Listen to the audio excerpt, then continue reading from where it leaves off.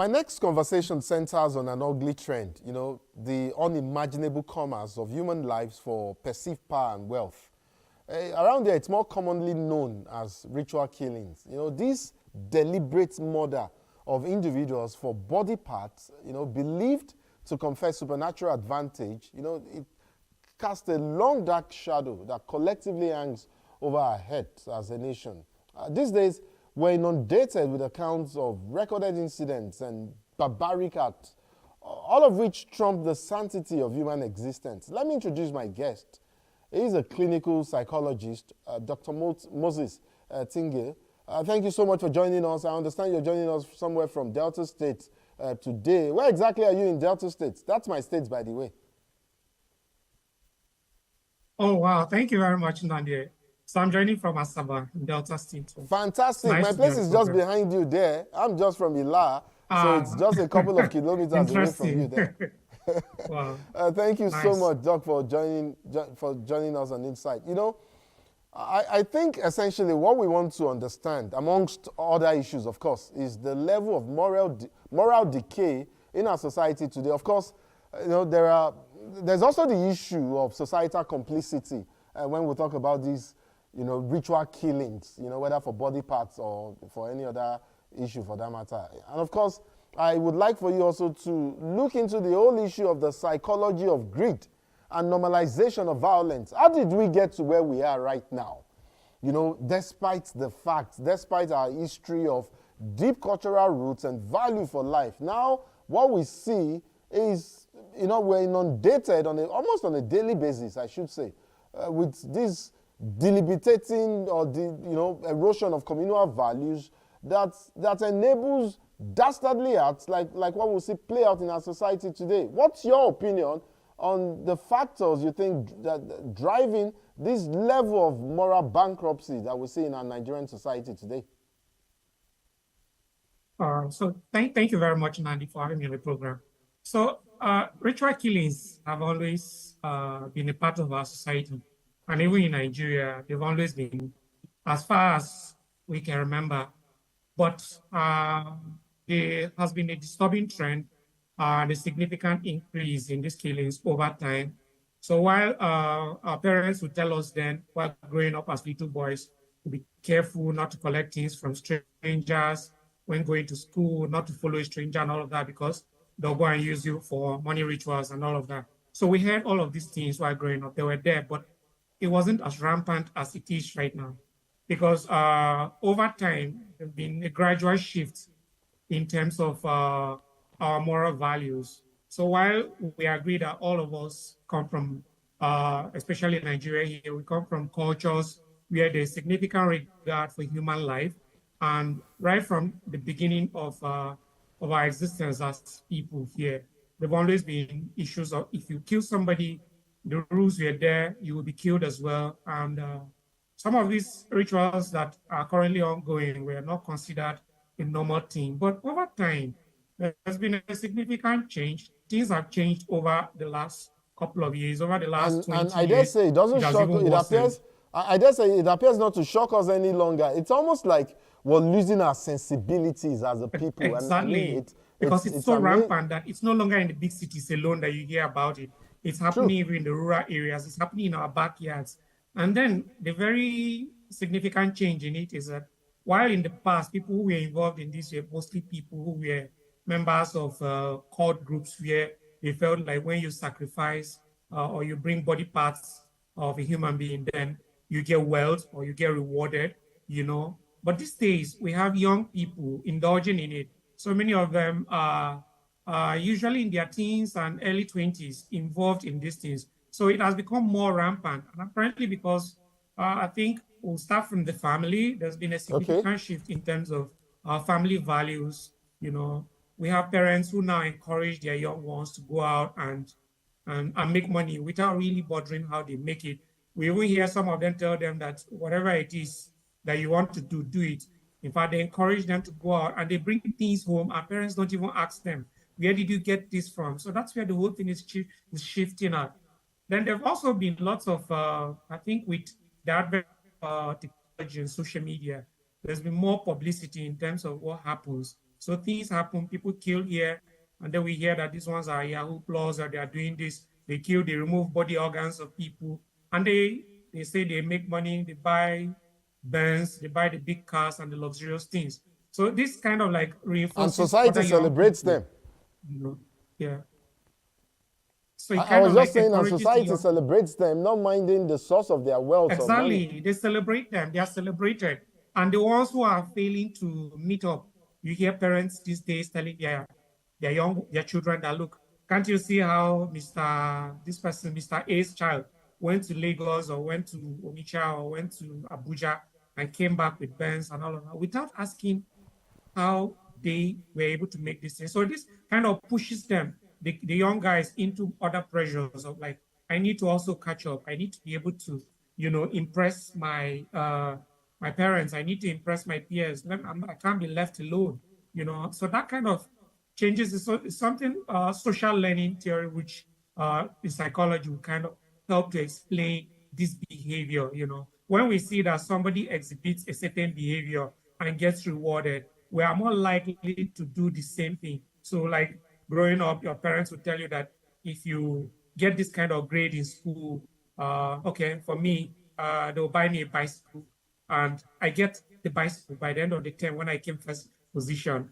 That kind of gingered me to do more because I feel like I need to get more. And then my younger ones too, because they see that I was gifted a bicycle, will go in to put in the effort to also get the same thing. So the same thing applies in this ritual killing. So more young people are going into it, and they are becoming even more or less careless about what society thinks, because it's a matter of get rich and no other thing. The option is get rich by all means, so you can be celebrated The end on justifies the the end internet. justifies the means. Exactly.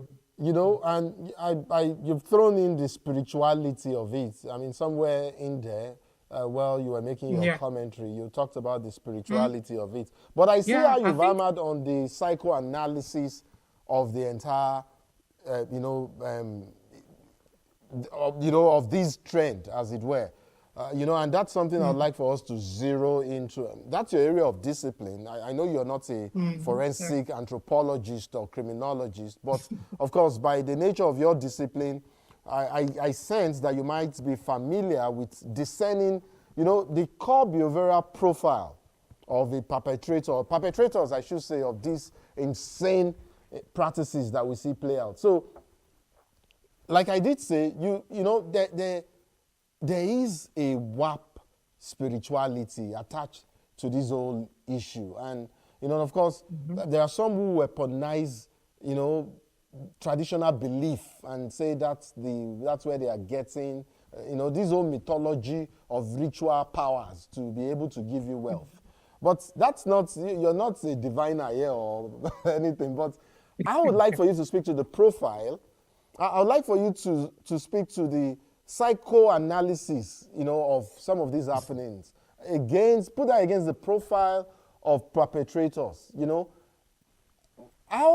what is the makeup, or what is the psychological makeup of a perpetrator? Because beyond the issue of poverty, I mean, we know for a fact now that some of these issues might be beyond the issue of poverty. We still see people who ordinarily should be contented, I beg your pardon, still caught up in this circle. I'm talking about people who are educated, schooled and read, people who are wealthy, from well-to-do families, people who are not more than even okay, still getting caught up in this whole circle. So what is the psychoanalysis of this whole happening?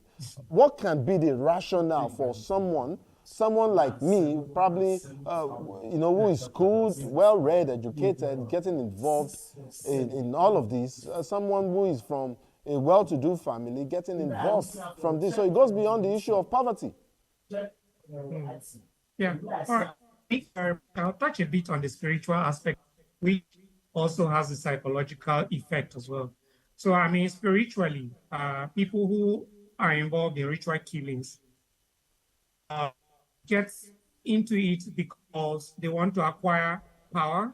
They also want to acquire wealth and influence. So these are usually the driving factors. So the one thing is power. So sometimes the power could be that power of being able to do things without anyone questioning you, being able to influence things and become influential in the society. So this drive can actually help push people who get into ritual killing to go further, because the idea is that certain body parts uh, have certain spiritual powers. And when it comes to issues of spirituality, they are a bit very difficult to convince. Like the guy who feels that if I go out with a bomb and I get exploded where there are lots of people, then I'm going to make heaven, or I'm going to get this kind of reward, wherever it is. The idea that there is actually a spiritual benefit, a benefit that is even beyond his own reach. As human beings, we're always striving for thing that is above us, the belief that there's some higher power we can actually attain. So, the idea that, if we attain a certain level of spirituality, then we are able to influence things, become maybe, let's say, invincible, like we will not be able to, we could do things without people questioning us. Some even think that if you get this kind of power, then even if you are on the wrong side, the police will see you and they will not know, they will not be able to get at you, and all of those kind of thinking.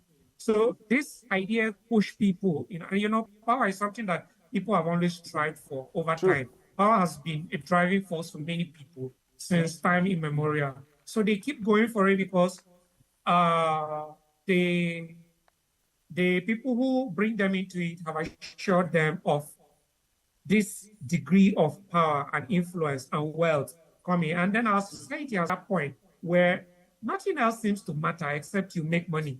So you could be a professor, but nobody really cares how long about that. Somebody comes around who is a 17-year-old boy and he goes around with big cars, and then everybody is calling them big, big names. Coupled with the fact, the quest for money and influence and power, there's also the part where they have become very vicious that they don't care, because the drug part has also come in. So there's also a surge in the use of psychoactive drugs, which kind of alters their sensation and perception. So they don't really care. Human lives don't matter to someone who is so high on a combination of all the drugs you can think of. So they can go as far as cutting, killing somebody, and not just stopping there, using all the necessary tools to butcher them and all of that, as if it's some animal. When people do this, that they are actually not themselves. They are under the influence of some very strong psychoactive drugs, which now alters their sense of reality. And as such, they could kill, butcher, and do everything. And then pushed by the zeal to make money and impress their peers, and sometimes even impress their families, and acquire chieftaincy titles that nobody would even ask them about. So they are ready to do anything. I'd like your opinion very quickly on how you think community leadership can factor in here in terms of curbing or reversing the trend, as it were. How we can also work on issues like cultural pressure, to stop, some of these harmful traditions in our society in a bid to break in the cycle.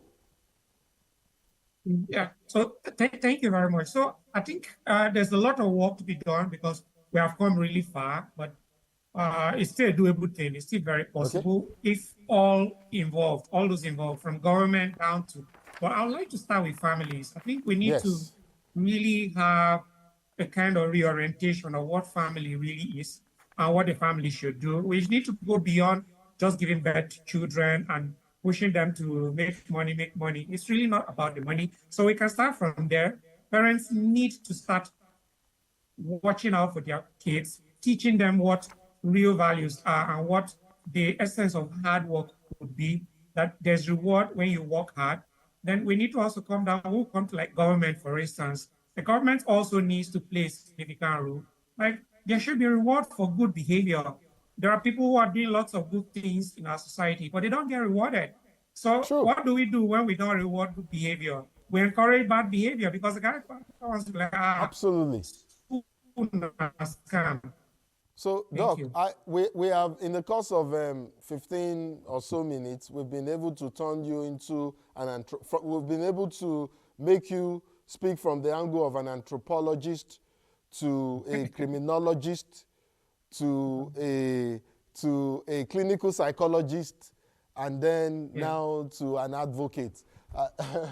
Dr. Moses Tinge, I'd like to thank you so much for coming on Insight. All right. Thank you very much, Nandi, for having me.